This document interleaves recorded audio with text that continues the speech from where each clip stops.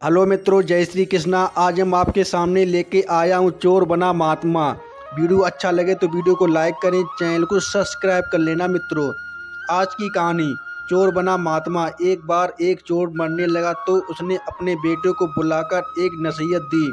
अगर तुझे चोरी करनी है तो किसी गुरुद्वारा, धर्मशाला या किसी धार्मिक स्थान पर मत जाना, बल्कि इनसे दूर ही रहना है।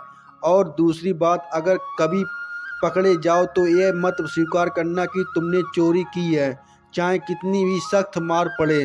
चोर के लड़के ने कहा सत्य वचन। इतना कहकर वह चोर मर गया और उसका लड़का रोज रात को चोरी करता रहा। एक बार उस लड़के ने चोरी करने के लिए किसी घर के ताले तोड़े, लेकिन घर वाले जाग गए और उन्होंने शोर मचा दिया। आगे पहरेदार खड़े थे। उन्होंने कहा, आने दो, बचकर कहाँ जाएगा। एक तरफ घरवाले खड़े थे और दूसरी तरफ पहरेदार। अब चोर जाए तो भी किधर जाए। वह किसी तरह बचकर वहाँ से निकल गया। रास्ते में एक धर्मशाला पड़ती थी। धर्मशाला को देखकर उसको अपने बाप की सलाह याद आ गई कि धर्मशाला में नहीं जाना, लेकिन वह अब करे भी तो क्या करे। उसने यह सही मौका देखकर वह धर्मशाला में चला गया जहाँ सत्संग हो रहा था। वह बाप का आज्ञाकारी बेटा था, इसलिए उसने अपने कानों में उंगली डाल ली जिससे सत्संग के वचन उसके कानों में ना पड़ जाएं। लेकिन आखिरकार मन की अड़ियल घोड़ा होता है, इसे जिधर से मोड़ो वह उधर ही जाता है। कानों को बंद कर लेने के बाद भी चोर के कानों में एक वचन पड़ गए कि देवी देवताओं की परछाई नहीं होती। उस चोर ने सोचा कि परछाई हो या ना हो, इससे मुझे क्या लेना देना। घर वाले और पहरेदार पीछे लगे हुए थे। किसी ने बताया कि चोर धर्मशाला में है। जांच पड़ताल होने पर वह चोर पकड़ा गया।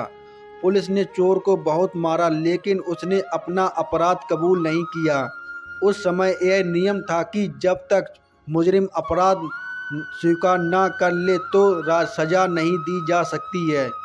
उसे राजा के सामने पेश किया गया और भी खूब मार पड़ी, लेकिन चोर ने वहाँ भी अपना अपराध नहीं माना। वह चोर देवी की पूजा करता था, इसलिए पुलिस ने एक ठगनी को सहायता के लिए बुलाया। ठगनी ने कहा कि मैं इसको मना लूँगी। उसने देवी का रूप धर के दो नकली बाहों वाली, चारों हाथों 4 मसाल लगाई और नकली शेर की सवारी की। क्योंकि वह पुलिस के साथ मिली हुई थी, इसलिए जब वह आई तो उसके कहने पर जेल के दरवाजे कड़क कड़क खुल गए। जब कोई आदमी किसी मुसीबत में फंस जाता है तो अक्सर अपने इष्ट देव को याद करता है। इसलिए चोर भी देवी की याद में बैठा हुआ था कि अचानक दरवाज़ा खुल गया और अंधेरे कमरे में एकदम रोशनी हो गई। देवी ने खास अंदाज में कहा, देख भक्त, तूने मुझे याद किया और मैं आ गई। तूने बड़ा अच्छा किया कि तूने अपना अपराध स्वीकार नहीं किया। अगर तूने चोरी की है तो मुझे सच सच बता दे, मुझसे कुछ भी मत छुपाना, मैं तुम्हें फौरन आज़ाद करवा दूंगी। चोर देवी का भक्त था। अपने इष्ट को सामने खड़ा देखकर वह बहुत खुश हुआ और मन में सोचने लगा कि मैं देवी का सब कुछ सच सच बता दूंगा।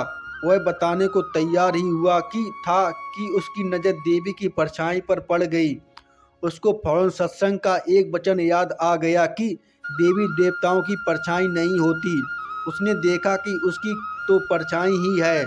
वह समझ गया कि यह देवी नहीं बल्कि मेरे साथ कोई धोखा है। वह सच कहते कहते रुक गया और बोला, माँ, मैंने चोरी नहीं की। अगर मैंने चोरी की होती तो क्या आपको पता नहीं होता। जेल के कमरे के बाहर बैठे हुए पहरेदार और चोर ठगनी की बातचीत नोट कर रहे थे। उनको और ठगनी को विश्वास हो गया कि यह चोर नहीं है। अगले दिन उन्होंने राजा से कह दिया कि वह चोर नहीं है।